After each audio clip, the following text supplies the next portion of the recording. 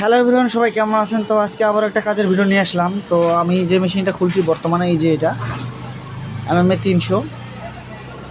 তো এই মেশিনটা সমস্যা হচ্ছে পাওয়ার নষ্ট। তো এটা মেশিন আমাদের কাছে ভাই পাঠাইছে সৈয়দপুর থেকে, আমাদের দিনাজপুরের ভিতরে এটা। তো এখন আমি আপনাদেরকে দেখাচ্ছি এই মেশিনটা কী কী সমস্যা আসলে। সঙ্গেই থাকুন। তো এভরিওয়ান, এই মেশিনটা হচ্ছে এটা টপ কাট বা মাস্টার কাট যেটা বলা যায়, এই যে ড্রাইভার কাট। তো এই মেশিনে আমি প্রথমে খুলে এইখানটে পাওয়ার দিচ্ছি, পাওয়ার চলে না।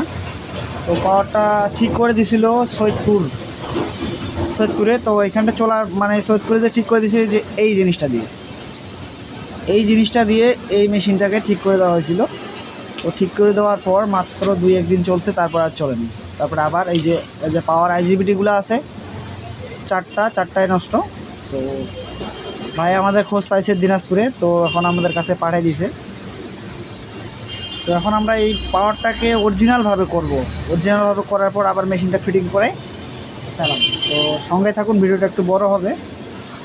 যারা আমার মতো ইলেকট্রনিক্সের কাজ করে তাদের জন্য খুবই গুরুত্বপূর্ণ ভিডিও এটা। তো আমি এখন কাজটা করব, তো সঙ্গে থাকুন।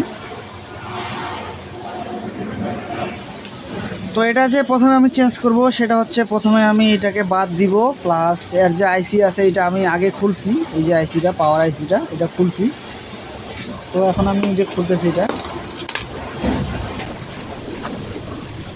ওটাকে আমি প্রথমে বাদ দিয়ে দিলাম। তারপরে এই আইসিটা আমি আগে খুলছি, খোলার পরে যে বেস লাগানো হয়েছে নতুন। তো এখন আমি নতুন আইসিটা লাগাবো, আর প্লাস এইখানটায় যে মসফেটটা আছে যেটা চালু করে পাওয়ারটাকে, সেটা এখন লাগাবো। তো আমি এই যে আইসিটা লাগাই দিলাম। আইসির নাম্বার হচ্ছে 3845। তো এইখানটায় লাগানো ছিল 2845। তো ওইগুলো একই গ্রুপের আইসি, যে কোনো একটা লাগা যায়, সমস্যা হয় না। তো আমার কাছে এটা আছে বর্তমানে, আমি এখন এটা দিয়ে পাওয়ারটা রানিং করব। তো সঙ্গে থাকুন, দেখাচ্ছি আমি কীভাবে কী করি।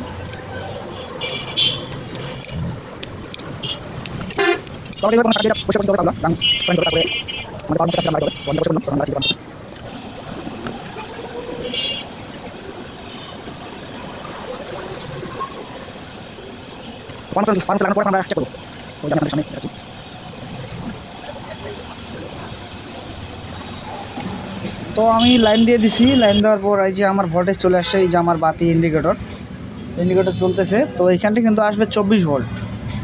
সবচেয়ে অবাক করা বিষয় ছিল যে এটাতে আমি যখন লাইন দেওয়ার পর আমার কিন্তু ভোল্টেজ আউটপুট দিচ্ছে, কিন্তু এইখানটা আউটপুট পাবো আমি